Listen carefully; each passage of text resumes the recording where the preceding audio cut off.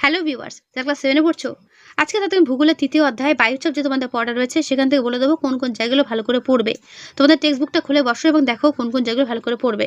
আচ্ছা, বায়ুচাপ তোমরা বুঝতেই পারছো বায়ুচাপ চ্যাপ্টারে বায়ুচাপ বলতে কি বোঝায় সেটা ভালো করে দেখবে, প্রথম পাতাটা ভালো করে রিডিং পড়বে। তার থেকে বড় ইম্পর্টেন্ট প্রশ্ন, বায়ু চাপ দেয় কেন, এটা তোমাদের কিন্তু ভালো করে দেখতে হবে। ঠিক আছে, আমি এগুলো পড়বো না, শুধু তোমাদের আজকের ভিডিওতে দেখাবো কোন কোন জায়গাগুলো ভালো করে দেখে গেলে সেখান থেকে প্রশ্ন কমন পাওয়া যায়। টেক্সট বুকটা সবার আগে পড়তে হয়, তারপর যেগুলো হেল্পার বুক সেগুলো দেখতে হয়। ঠিক আছে, তো দেখো টেক্সট বুকতে কি কি দেখবে। বায়ু চাপ দেয় কেন পড়বে। তার পরের পাতায় দৈনন্দিন জীবনে আবহাওয়া নিয়ন্ত্রণে বায়ুচাপ খুবই গুরুত্বপূর্ণ কেন, ভালো করে পড়বে। দেখো টেক্সট বুক থেকেই তোমাদের কিন্তু প্রশ্ন পরীক্ষাতে দেয়, তাই টেক্সট বুকটা আমি আশা করি প্রত্যেকেরই পড়া দরকার, তারপর অন্যান্য বই। তারপরের প্রশ্ন, বায়ুচাপ কি সর্বত্র সমান হয়? এর উত্তর এখান থেকে এই পর্যন্ত হবে। ঠিক আছে, বায়ুচাপ কি সর্বত্র সমান থাকে? আচ্ছা, বায়ুচাপ সর্বমুখী, এটাও পড়ে রাখবে। পিকলুর ডায়েরিটা ভালো করে পড়বে। তার ঠিক নিচে চলে এসো, সমুদ্র সমতলের বায়ুচাপ কত? ৭৬ সেমি পারস্তম্ভে চাপের সমান। ১ নম্বরের জন্য ইম্পর্টেন্ট প্রশ্ন। বায়ুচাপ মাপার যন্ত্রের নাম কি? উত্তর দেখে নাও, ব্যারোমিটার। এবং এটি কিভাবে আবিষ্কৃত হয় সেটাও কিন্তু ডিটেলস এখানে লেখা রয়েছে, পড়বে।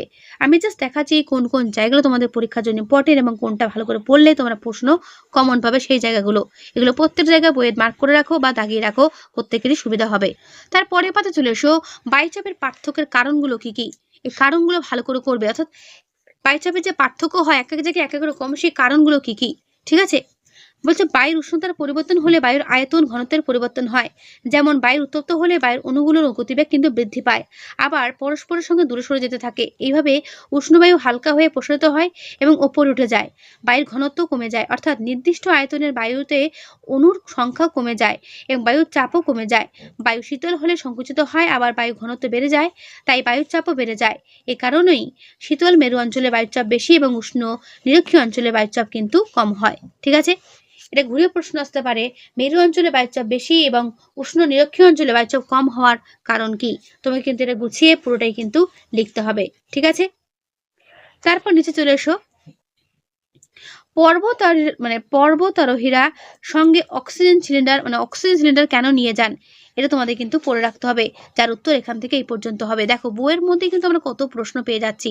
ঠিক আছে, প্রতি ১১০ মিটার উচ্চতা বাড়ার সঙ্গে সঙ্গে ১ সেমি পারস্তম্ভের সমান বায়ুচাপ কিন্তু কি হয়, কমতে থাকে। ঠিক আছে, এই জন্যই উঁচু পার্বত্যাঞ্চল জলের স্ফুটনাঙ্ক কিন্তু কমে যায়, এটা পড়ে রাখবে একবার। তাহলে যেটা আমরা পড়ছিলাম, বায়ুর উষ্ণতা বায়ুচাপের পার্থক্যের কারণগুলো কি কি। প্রথম হচ্ছে বায়ুর উষ্ণতা। ঠিক আছে, এটা হচ্ছে প্রথম কারণ। দ্বিতীয় কি, বায়ুতে থাকা জলীয় বাষ্প, এটাও কিন্তু একটা কারণ। এরপরে পাতে চলে এসো, সমচাপ রেখা বলতে কি বোঝো। এটা তোমাদের পরীক্ষার জন্য কিন্তু ইম্পর্টেন্ট প্রশ্ন। সমচাপ রেখা বলতে কি বোঝো এবং সমচাপ রেখার বৈশিষ্ট্যগুলো পরীক্ষাতে কিন্তু দেবে। ঠিক আছে, এই দুটো জায়গা কিন্তু ভালো করে মার্ক করে রেখে দাও। সমচাপ রেখা কি, নির্দিষ্ট সময়ে একই পরিমাণ বায়ুচাপযুক্ত স্থানগুলোকে মানচিত্রে যে রেখা দ্বারা যুক্ত করা হয় তাকেই বলা হয় সমচাপ রেখা। ছবি দেখতে পাচ্ছ ঠিক এরকম, এগুলোর প্রত্যেকটা কিন্তু সমচাপ রেখা এবং এর বৈশিষ্ট্যগুলো দেখে নাও। বলছে সমচাপ রেখায় বায়ুচাপকে মিলিবার এককে দেখানো হয়। ইম্পর্টেন্ট, পৃথিবীর বায়ুচাপ সাধারণত 980 MB থেকে মিলিবার থেকে 1050 মিলিবার দেখা গেছে। বোঝা গেল? সমচাপ রেখা সাধারণত বায়ুচাপের পরিমাণগুলো গড় সমুদ্রপৃষ্ঠের বায়ুচাপের হিসাব দেখানো হয়। সমচাপ রেখাগুলো পরস্পরকে স্পর্শ বা ছেদ করতে পারে না। সমচাপ রেখাগুলো যেখানে পরস্পরের খুব কাছাকাছি চলে আসে সেই অঞ্চলে বায়ুচাপের পার্থক্য কিন্তু বেশি থাকে। এই বৈশিষ্ট্যগুলো প্রত্যেকটা ভালো করে মুখস্থ করে ফেলবে, খুব ইম্পর্টেন্ট কিন্তু এই প্রশ্নটা। এরপরে পাতে আসি বায়ুর উচ্চচাপ ও বায়ুর নিম্নচাপ, এদের পার্থক্যটা খুবই ইম্পর্টেন্ট। বলছে সমচাপ রেখা ছবিটাতে লক্ষ্য করো, কোথাও লেখা রয়েছে এল, আবার কোথাও লেখা রয়েছে এইচ। যেসব স্থানের বায়ু চাপ আশেপাশে বায়ুচাপের থেকে বেশি তাকে উচ্চচাপ অঞ্চল বলা হয়, যা সংক্ষেপে বলা হয় এইচ, অর্থাৎ হাই, যেটা হাই প্রেশার বলা যায়, হাই প্রেশার এরিয়া।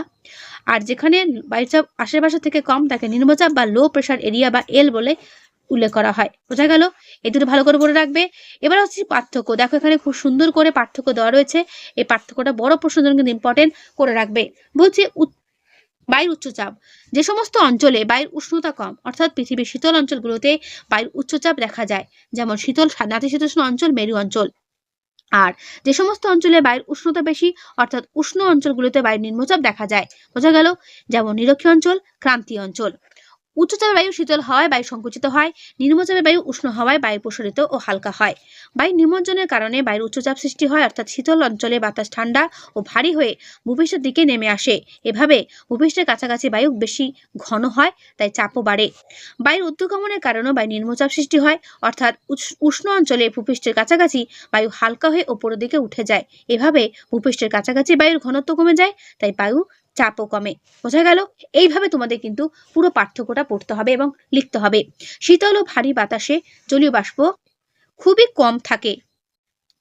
এ কারণে উচ্চচাপ অঞ্চলে সাধারণত মেঘ বৃষ্টি কিছুই হয় না, পরিষ্কার ও শান্ত আবহাওয়া থাকে। আর এখানে কি বলছে, উষ্ণ বায়ু ওপরের স্তরে শীতল বায়ুর সংস্পর্শে এলে বায়ু জলীয় বাষ্প ঘনীভূত হয়ে জলের সূক্ষ্ম ফোঁটা বা বরফের সূক্ষ্ম কণায় পরিণত হয়। এ কারণে নিম্নচাপ অঞ্চলে মেঘ বৃষ্টি ঝড় আসন্ত আবহাওয়া দেখা যায়। বোঝা গেল? এইভাবে বায়ুর উচ্চচাপ ও নিম্নচাপের পার্থক্যটা তোমরা কিন্তু তৈরি করবে। 5 নম্বরের জন্য কিন্তু এটা ইম্পর্টেন্ট। হ্যাঁ, তোমাদের একটা কথা বলে রাখি, তোমাদের প্রথম পরীক্ষাটা কিন্তু 30-এর মধ্যে হবে। সুতরাং বুঝতেই পারছো, ছোট বড় সমস্ত প্রশ্ন তোমাদের জন্য কিন্তু ইম্পর্টেন্ট রয়েছে। বায়ু উচ্চচাপ অঞ্চল থেকে নিম্নচাপ অঞ্চল থেকে বয়ে যায়, অর্থাৎ বায়ুচাপের পার্থক্যই বায়ু প্রবাহের প্রধান কারণ। আবার বায়ু প্রবাহের মাধ্যমেই পৃথিবীতে উচ্চচাপ ও নিম্নচাপ অঞ্চলের মধ্যে বায়ুচাপের সমতা বা ভারসাম্য বজায় থাকে। বায়ুচাপের পার্থক্য যত বেশি হয়, অর্থাৎ নিম্নচাপ অঞ্চলে বায়ুচাপ যত বেশি কমে যায়, বায়ুচাপ সমান করার জন্য আশেপাশের উচ্চচাপ অঞ্চল থেকে বায়ু তত বেশি গতিবেগে ওই অঞ্চলের দিকে ছুটে আসে। প্রবল বেগে ছুটে আসা বাতাস বিধ্বংসী রূপ নিলে তাকে কি বলা হয়? সাইক্লোন, টাইফুন, হ্যারিকেন, টর্নেডো প্রভৃতি বলা হয়। এই নামগুলো মনে রাখবে, ঠিক আছে? তারপর নিচে চলে আসো মাউন্ট এভারেস্ট। এই মাউন্ট এভারেস্টের বৈশিষ্ট্যগুলো একবার পড়ে রাখবে, যার উচ্চতা কত, উষ্ণতা কত, বায়ুচাপ কত। আর পৃথিবীর যেটা রয়েছে পুরীর সমুদ্র সৈকত, তারও ঠিক উচ্চতা, উষ্ণতা, বায়ুচাপ তিনটি কিন্তু পড়ে রাখবে। শর্ট কোশ্চেনের জন্য কিন্তু দুটো ইম্পর্টেন্ট, ঠিক আছে?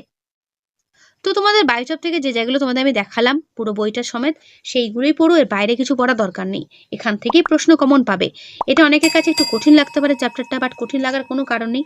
যেগুলো তোমাদের আমি দেখালাম, যেগুলো পড়তে বললাম, সেগুলোই পড়ে যাও, পরীক্ষাতে কিন্তু কমন পাবে, ঠিক আছে? তো কেমন লাগলো প্রশ্ন উত্তরগুলো বা পড়াটা কেমন দেখলে, যদি ভালো লেগে থাকে লাইক করো ও বন্ধুর কাছে শেয়ার করে দিও।